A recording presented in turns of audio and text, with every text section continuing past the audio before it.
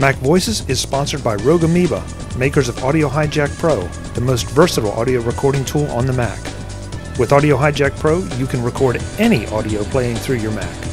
Record from software applications like iTunes, Skype, or DVD player, or record from microphones and other hardware.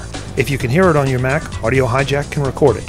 Best of all, get Audio Hijack Pro for 20% off with the coupon code MacVoices13. Don't delay. Download the free trial from rogueamoeba.com right now, then purchase online. Thanks to Rogue Amoeba for sponsoring this edition of Mac Voices. Mac Voices is at Macworld, iWorld 2013 in San Francisco. I'm Chuck Joyner.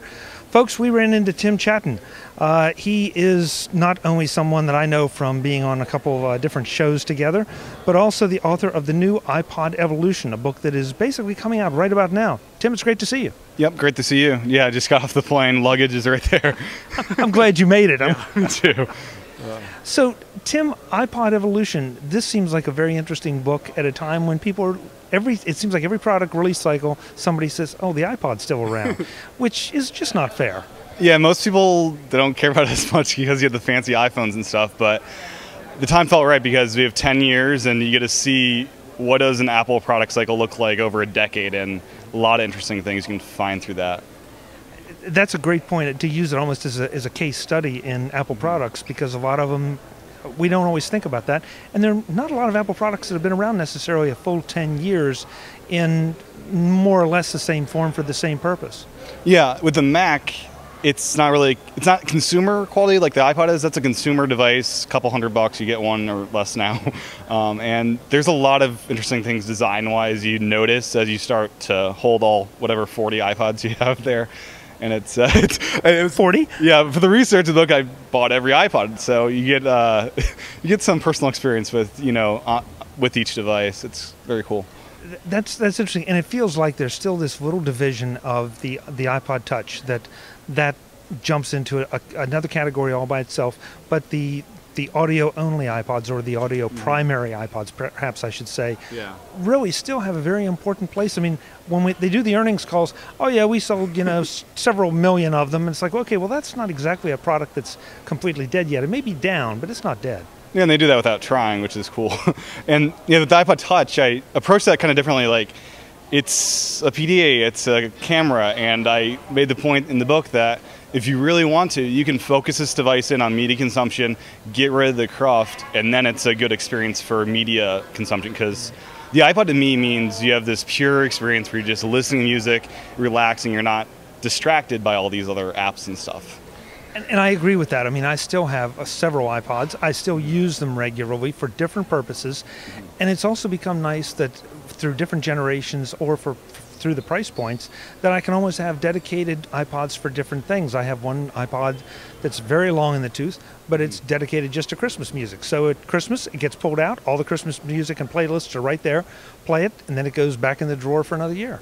Yeah, the shuffle for me is the new burn a CD. I've got 20 of them already. I can just burn whatever CD I want. It's only an hour worth of music, but it's an hour I want to listen to. And since they're so cheap, you can just pick them up and burn these new Apple CDs, So in studying the iPod Evolution, anything surprising come out? The coolest thing was when I noticed how Apple, with the first and second generation iPod, this clear layer of plastic over top of that white, which is kind of a halo effect. And the only other iPod I noticed this was the first generation Nano. So you see these design cues that carry over in different models of the iPods. And it was kind of curious too, how the third generation of all the iPods were in some way, except for the Touch, public failures, even though I liked them quite a bit. You had the Fatty, you had the buttonless shuffle, and you had the weird touching capacitive button Classic. So there were a lot of interesting trends like that came up. The Nano is sort of I think maybe the most interesting iPod because it's gone through so many evolutions. You can't decide whether they're just trying to get it right, whatever that means, or to decide what identity it's supposed to have. And yet, I own more Nanos than I do anything else. Yeah, the Nano was fun to write about because I got to dig into, like, where did the Nano start from? It started from the Mini, and then it's kind of interesting. The first 3 generations of Nanos all had roots from older iPods. So you have the first generation Nano, which is kind of like a 5th generation and 1st generation Classic kind of combined. Then you have the second, which is really a mini in Nano form, because the sides are all curved, the top and bottom same material. It is a mini nanoized, and then the 3rd generation is the most prevalent. It's just a shrunken down iPod Classic 6th or 7th generation. And we're, that's another thing. We also some of us hold our breath hoping they don't, but everybody seems to think the Classic, will go away at any given second. And I'm not sure. I still think, and I'm one of them, there's still people who like to carry around a large portion, if not all of their music collection with them. And everybody says, oh yeah, it's big and it's heavy. And it's like, come on now, it's not that heavy. Yeah. Especially if you really have a desire to carry all that music with you. Sure, and it's all about capacity, right? Apple just announced a 128 gigabyte iPad. I think if they take that approach with the Nano, 128 gigabyte Nano one day as a Pro line, that could do it.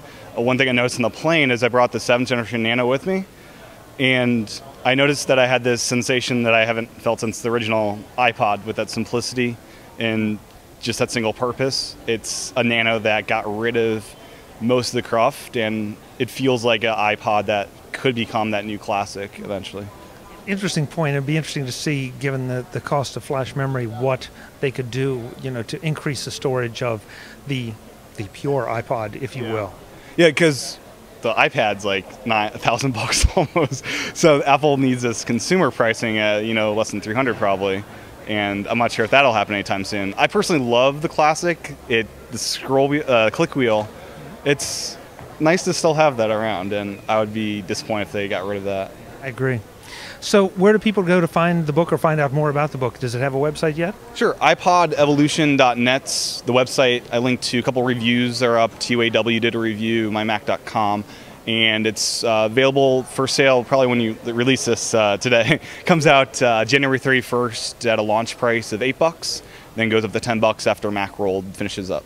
And what format is it coming out in? iBook or Kindle? Or yeah, it's exclusive to the iPad through iBooks. I did an iBooks Author, and it was a good platform. And I'm excited about iBooks Author because I'm able to update the book every month if I want to, and I've already got notes about what I want to add to it next month.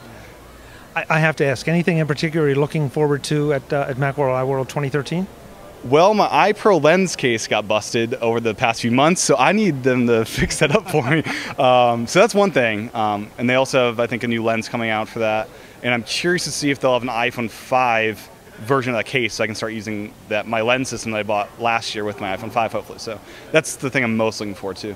And, of course, catching up with friends and stuff. Yeah. And not to mention all the products on the show floor, because you come looking for one thing and you go home with about 20 that you didn't even know existed before that. Yeah, I packed my bag 1/3 full because I knew last time you just come home with all this goodies to review, and it's fun. FedEx is your friend. Yeah, absolutely. Tim, thanks so much. It's great to see you. Yep, thanks. Folks, we'll have more from Macworld iWorld 2013. I'm Chuck Joyner in San Francisco, and this is Mac Voices.